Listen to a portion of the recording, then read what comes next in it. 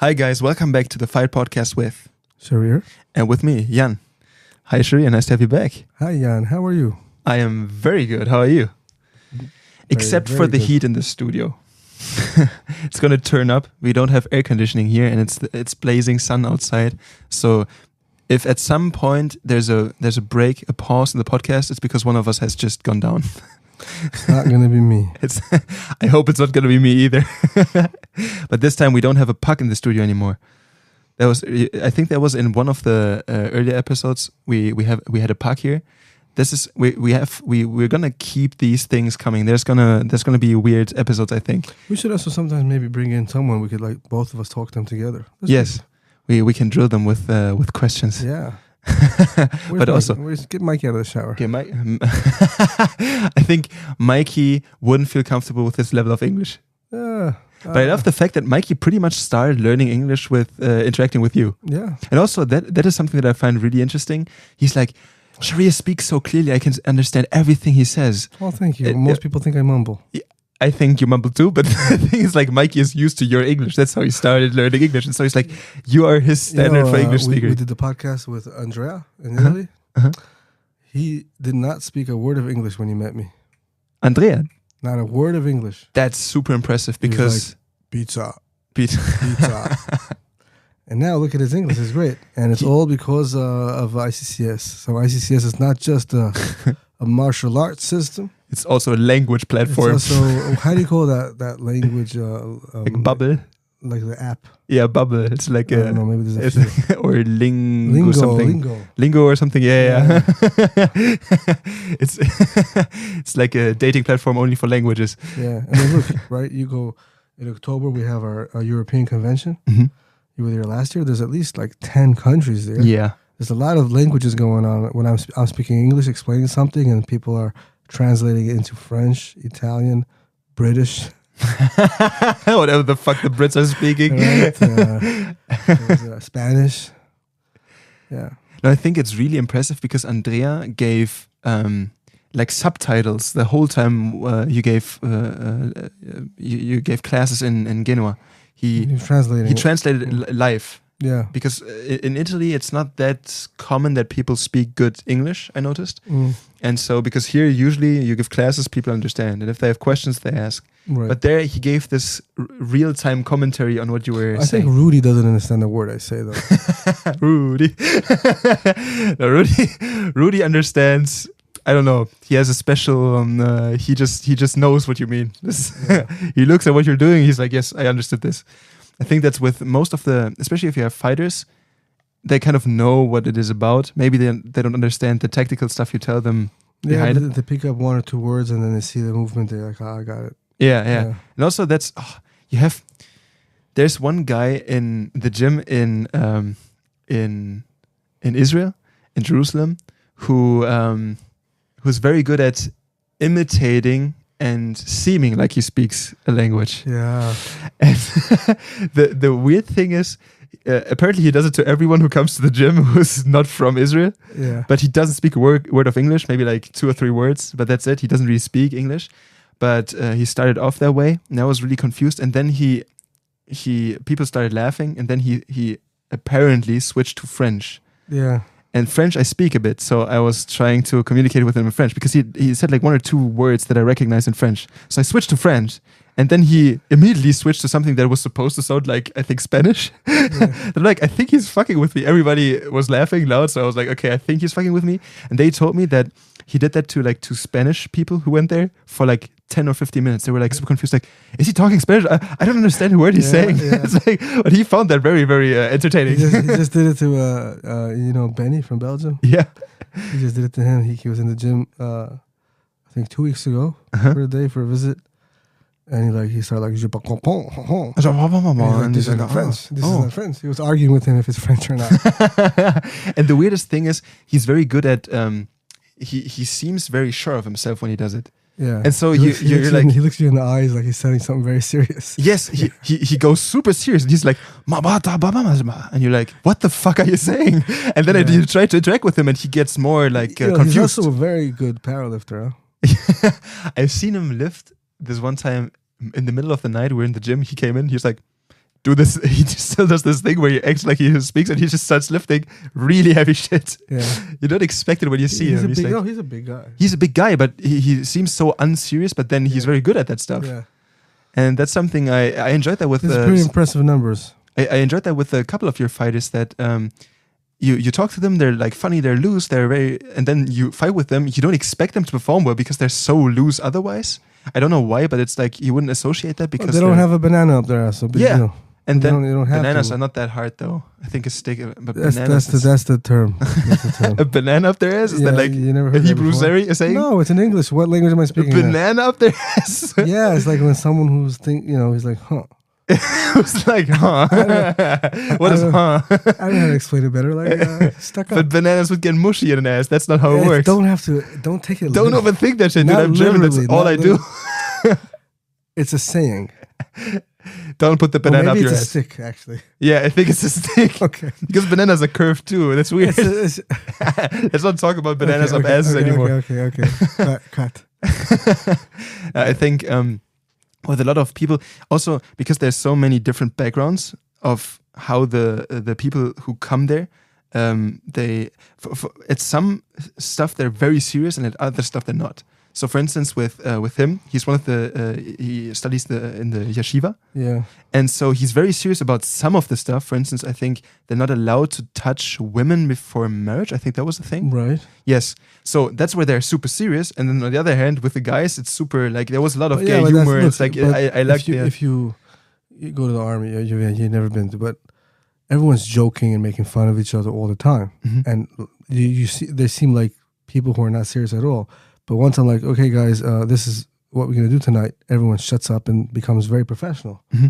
Same thing in the gym, we're all joking and making fun of each other. But once I'm explaining something, it's quiet. You could hear the clock. Well, you can't hear the clock because it's broken. But if it wasn't, it's not broken. No one ever changes the battery. But it shows a different time. The battery, no one ever changes the battery. I think it's very slow. But it moves. It moves sometimes. But the thing is, the clock in the corner, there's this clock for the rounds. Yeah, it's old school. And every time it gives this noise for the new round, you hear the noise, but also like some clicking thing. Is it just because it's on the ground and it's so powerful? Or is there something that hits the ground? It's like the old thing. It's old school, But I like that thing. It's like every time you get it's very loud. Nobody can overhear that thing. Even when there's music on, nobody can overhear it. I noticed something in the gym in the front where the bench area is. There's like an old illustration. At least it seems very old. And it was an illustration of like a step-by-step explanation of boxing techniques. Yes. And it is old. It's a collector's item. It looked like something out of a very old. I got it. Mexican or something. One of my students got it for me as a present when he was in Holland. Holland, okay. He bought it in like a flea market or something. I don't know. So it is actually old. It doesn't just. It's not just a reprint. It's actually an old thing. Yeah. Because something that I noticed on there is, first of all, that the stance the boxers have and the way they look is very different. Because I have the same thing, by the way, in the office. If you notice, behind the door for judo. Yes, but those are colored. I think the other one downstairs is even more older. Yeah, that's even older. Yeah, because the people on those illustrations, they stand very differently. They have a different way of fighting. Yeah, old school, and also they have huge boxing. Ass mustaches. So that's, I think, that's the biggest denominator. Old school boxing. I love old school boxing. And it looks very different to what people do today. So first of all, I noticed that they divided the whole thing in two classes. Not two classes, but two different things. Up top, there was like the British boxing. I think it's English boxing is called. And then English boxing is what they refer to, like in France. They say English boxing and French boxing, and by French boxing, they're referring to Savate. But like if you in America or in England and you say boxing, everyone assumes you mean boxing. Mm-hmm. Like, yeah. And Savate, for the people who don't know, Savate is a kickboxing variation. A variation of kickboxing is French. But in France, if you say boxing, they think maybe you mean French boxing.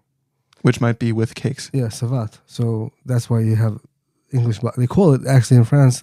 When the first time I was in France, I had no idea what he's talking about. He's like, yeah, my friend does English boxing. I was like, is there English boxing? Like, what does that look like? They drink tea and crumpets. It's like chess boxing with tea making. Yeah. And then I understood. Okay, they mean like not the French stuff. Mm-hmm. Yeah.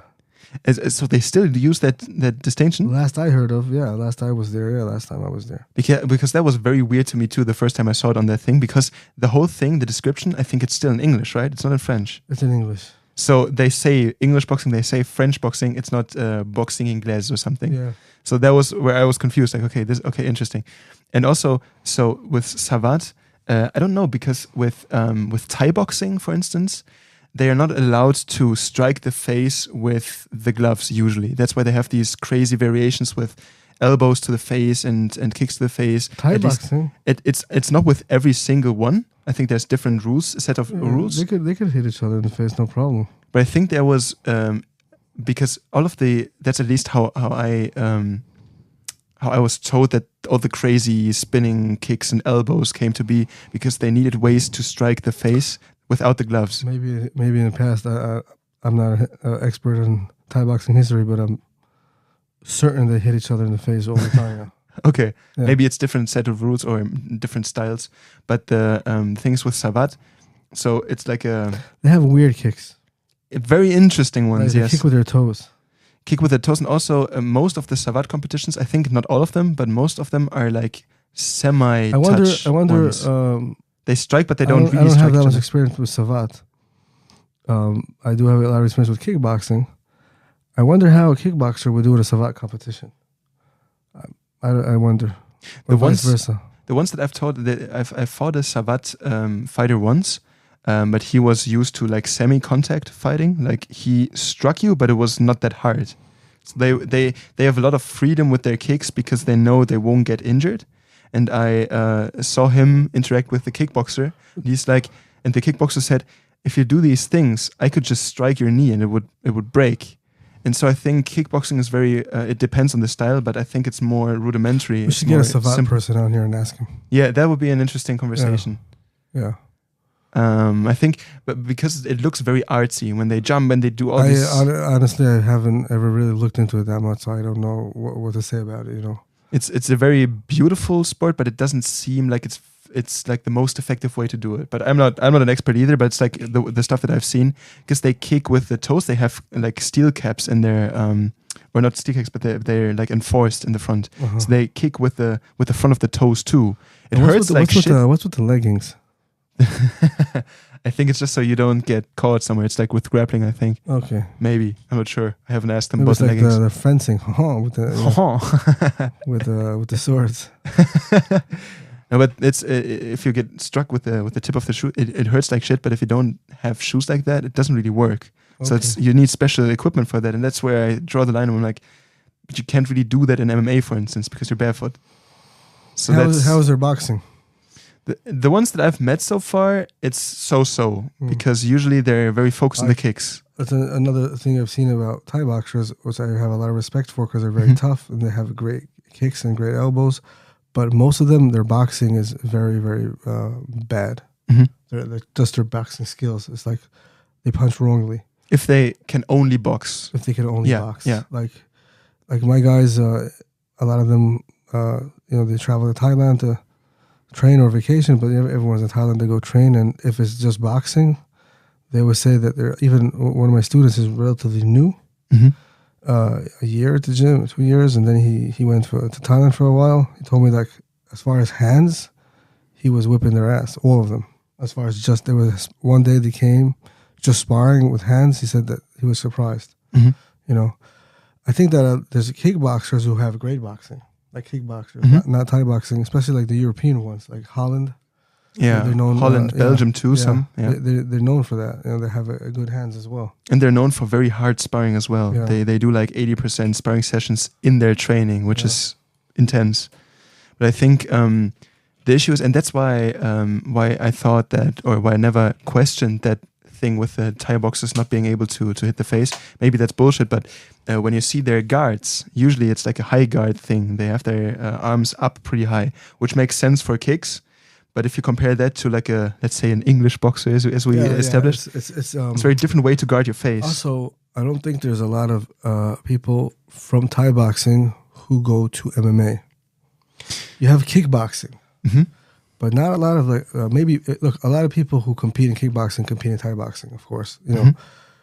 But I think the style of Thai boxing, the way they stand, it's very easy to take you down. Like if takedowns are legal in the competition, it's going to be very easy to take you down. And it's not very easy for you to start wrestling someone if you start in a Thai stance.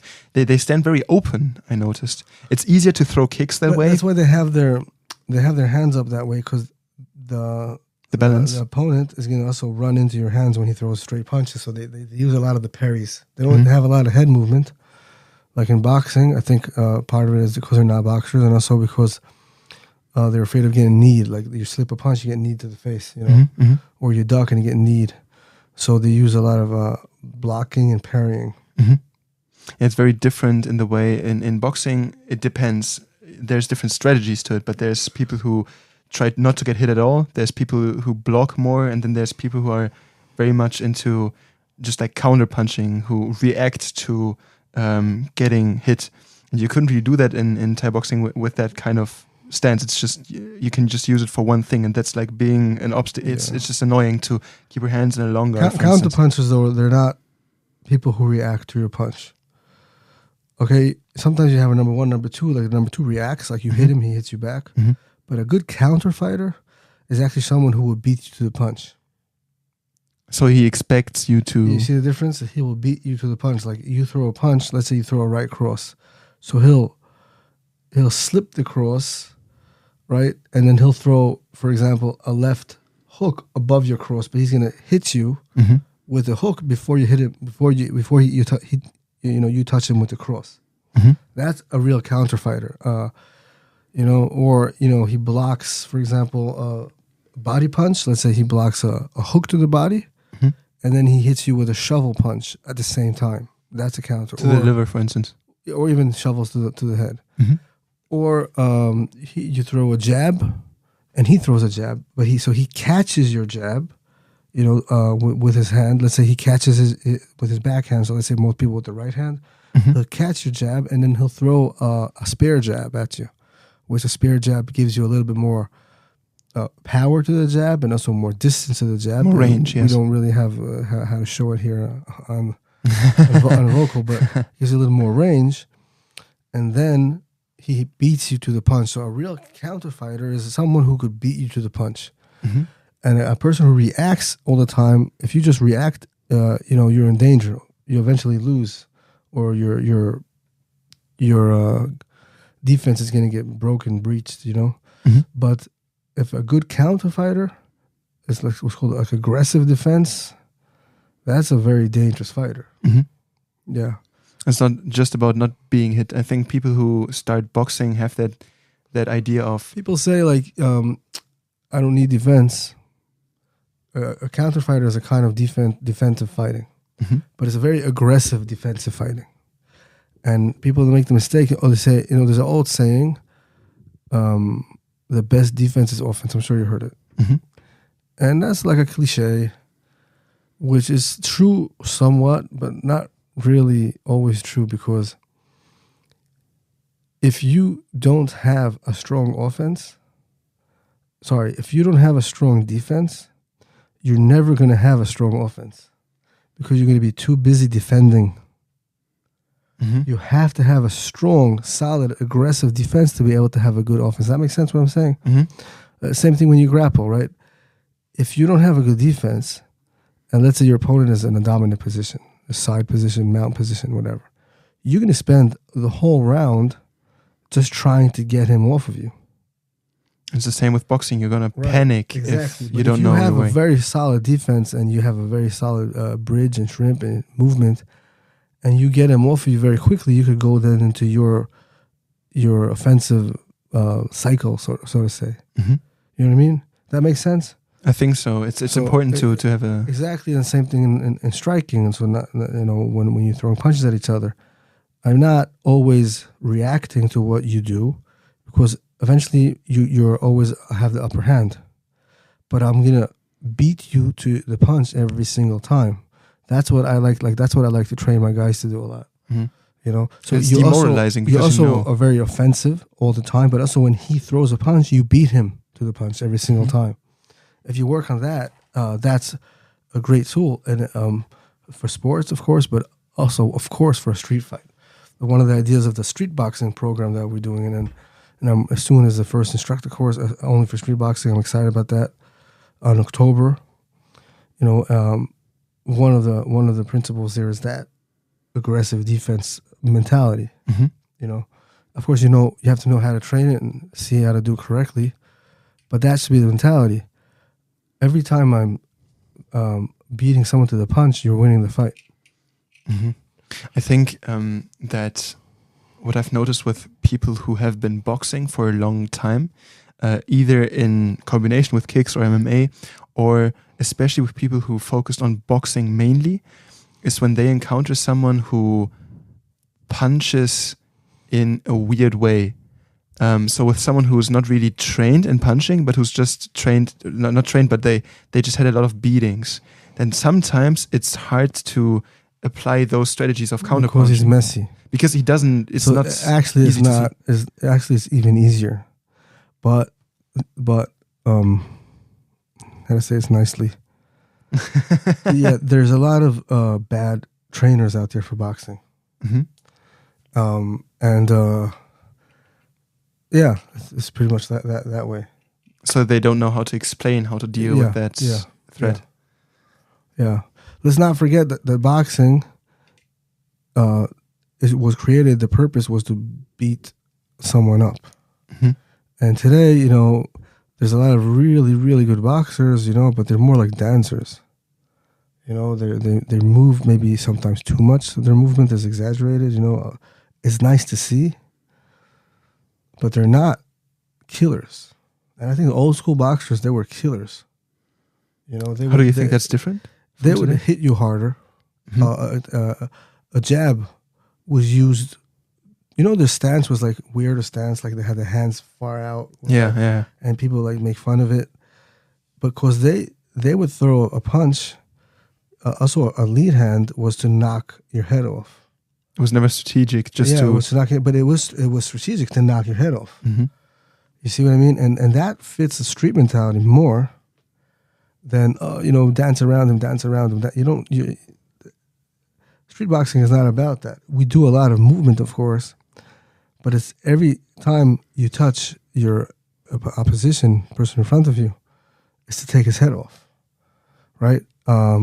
So how to generate power into your punch, how to generate your body weight into the punch, stuff like that. That's a thing that a lot of people don't work on. They work on the movements, and you go on TikTok and Instagram, look how fast his hands are. Everyone's like a model there. I don't think they could knock my hat off with their punches. So you think it has become something it focuses on some aspect of fighting and neglects the rest? Yeah. It's of course they're great boxers, but I'm saying there's a lot of people who dance, and they don't try to, use the real dynamite in their punches. And there is an idea that a good puncher was born a good puncher, and that's true. Like take Tyson or whatever, he was born with the ability to. He touches you, you go to sleep. But also, I think that a good coach can actually teach almost anyone to become a very dangerous puncher. Why? Because punching correctly is your ability to shift body weight into it, right? And to understand how your fist should be facing or contacting with your opponent's face correctly, and what muscles you should be using. If you know how to move your body weight correctly, there's no reason why you can't be a very heavy hitter. Everybody could be a heavy hitter. It's not about the mass, it's about the technique. That's what you mean. It's about the technique of using your own body mass. Yeah. And then there's a little part of it where it's like some people are just born freakishly athletic, but that's on top of everything you can train someone to be. Yeah. I've heard someone say that with training fighters, sometimes it's better to have like people with a mediocre like natural ability and to really have a focused fighter who trains a lot than the people who are just very gifted, because then sometimes they just don't get into the discipline as much. Do you have that experience too?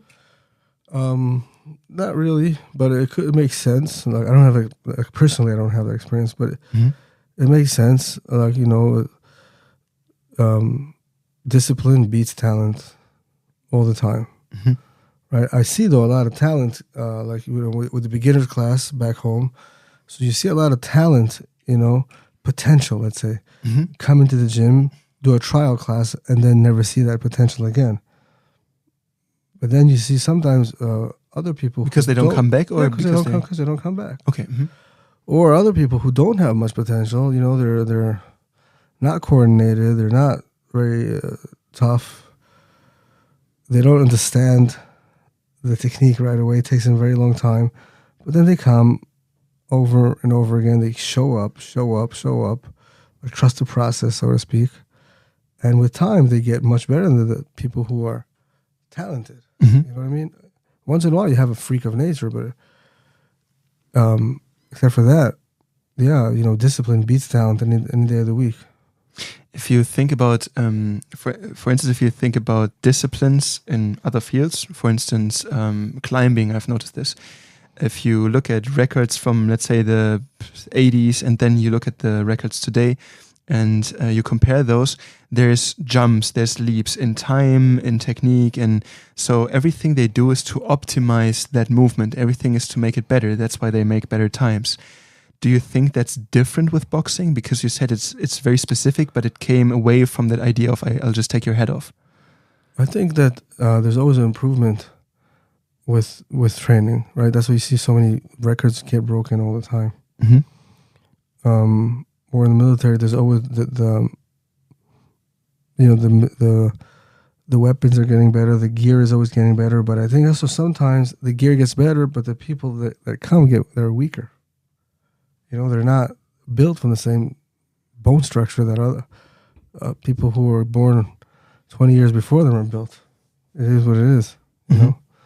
I also think like for boxing, in a way, it became a show. Of course, there's great boxers today, but as a showman, it's a showman, and I think once they used to really, they were fighters. Every single one of them was a killer. I'm thinking about people who were in like the street. Okay, that's more MMA related, but if you think about people who came from like the street fighting background who came into MMA, usually they didn't perform too well. If you think about people like Kimbo Slice, for instance, that's someone who came into into MMA who had a great background in street fighting, who kind of won a lot of those fights. He came in there and he didn't perform too well because they had this idea of, okay, there's brutality, there's this mindset, but then there was just a lack of skill, I guess. MMA is a whole other game, though. MMA is not boxing, right? Or every time you have now these super fights between boxers and MMA fighters, usually they're old MMA fighters, but you never see the boxer say, I'll do a super fight with MMA. They never switch into more, right? Yes. Yeah. It's a whole game. It's not the same game. And so because they're so specialized in boxing, that's where they still have the edge on the person. Yeah. But then if you would combine that with any ground fighting, any wrestling... Yeah, also even your striking level is going to go down because you're afraid to fall. Once you're afraid to fall, you're not moving, you're not loose. You're afraid of the takedown. It's threatening, right? There's wrestlers in MMA, great wrestlers, and they're not very... The truth, they're not very impressive in their stand-up at all. But people are afraid to commit to them, so it looks like they're, they're okay in the stand-up, you know what I mean? But they're not. If you would do, okay, let's guys put on boxing glove, let's just do it, we know that there's no takedowns, they will get their ass kicked just with the stand-up. But because you could take someone down, it changes all the game. And because you could hit him on the ground, it changes all the jiu-jitsu game too. It just changes. But it's a difference. You can't do certain things, working off your back and triangle and sweeps and all that when no one's going to hit you. But when someone's on top of you, a physical person, he's strong, and he's been wrestling all his life, and you feel, you just touch him and you feel like everything's like a solid rock, and he's hitting you and elbowing you. It's very hard to finish the fight that way.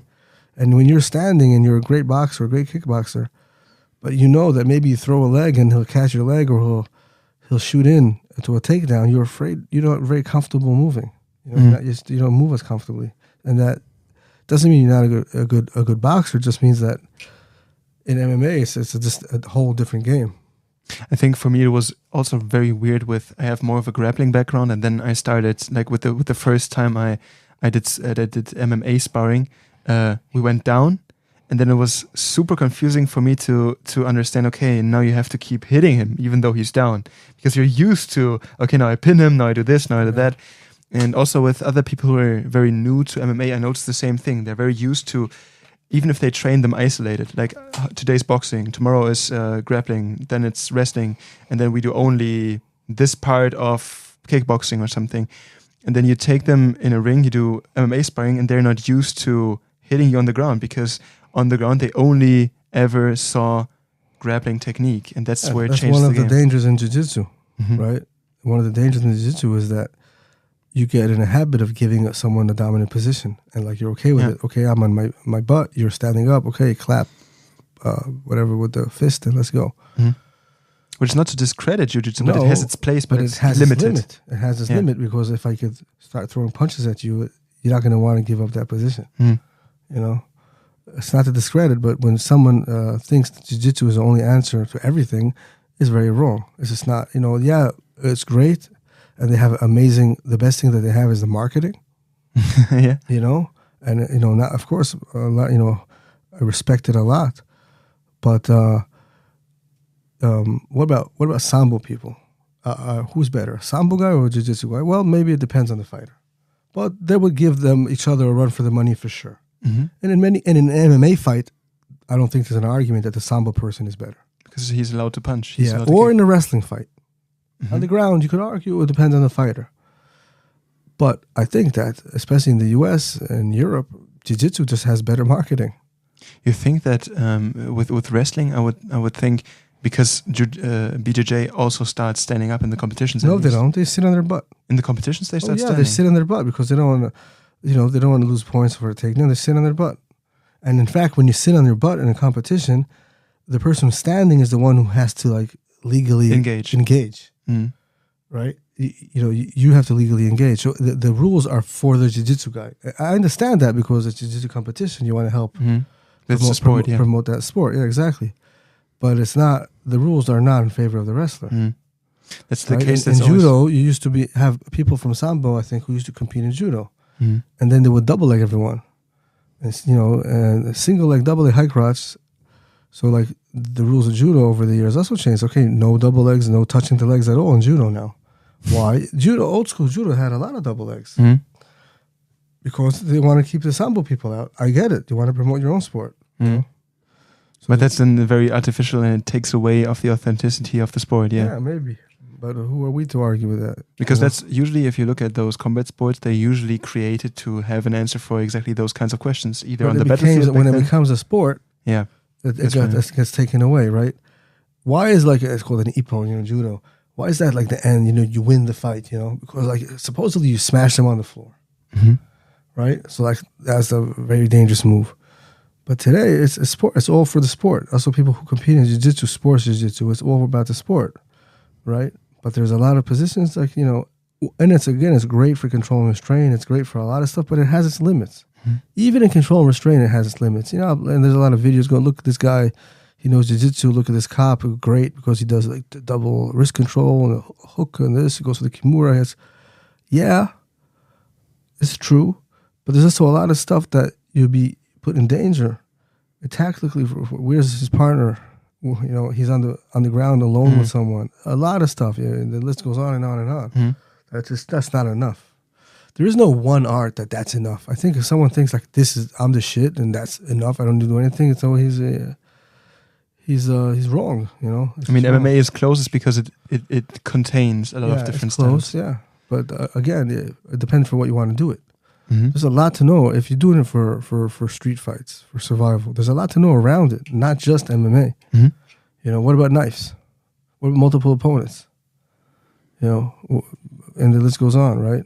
I think that's a misconception with BJJ, that people look at the role that the Gracies played in creating the UFC, and then it's like, okay, they kind of played very well in the early UFC competitions, and that's why this is the best art. Because jiu-jitsu was new, and nobody knew what it is. But and nobody knew how to answer it. Yeah, relatively fast, people understood what it is. And if you look at most champions, most of them are wrestler backgrounds. Mm-hmm. Wrestlers are super tough. Toughest people. I think if you combine wrestling and boxing, it's almost enough as far as sports goes. Then a little bit defense of this and that. Should know some stuff on the ground. Yeah, of course. Also for the street, wrestling and boxing, very dangerous people. It's not enough. It's not enough, but it's better than most stuff out there. And it's a lot. Yes, I've seen, especially with grapplers, with wrestlers, there's a different way to approach physical confrontation because they're so used to it.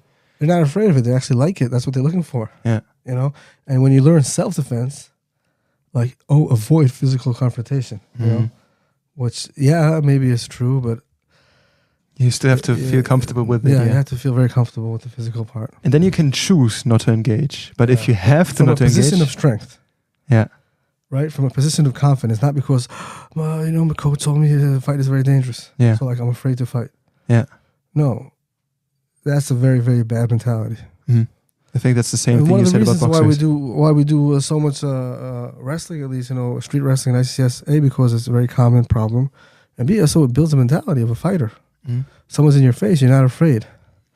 You're not afraid to engage, you're not afraid to argue, and that makes it easier to de-escalate because you're de-escalating from a position of strength, not from a position of weakness. You're not like, oh, I'm sorry, please don't kill me. People are afraid of confident people. I think that's pretty much the point, or the case you made for boxers in MMA as well, because that's the whole point of, I'm afraid to go to the ground, I'm afraid of confrontation, I have to use this little tool that I have, de-escalation, communication, whatever. And I think that the interesting part of that is if you have this confidence, it applies to other fields of life as well. You just exert something different when you feel very comfortable in the situation you're put in.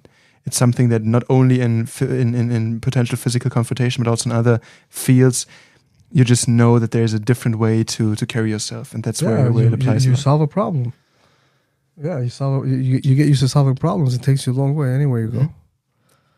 Sharir, I think this concludes our 3rd podcast by now. Mazel tov. Do you have to add anything? I'm good. I'm just enjoying talking to you. I enjoyed this podcast too. Oh, good. So see you guys next week. See you, Coach, next week. Bye-bye. Bye-bye.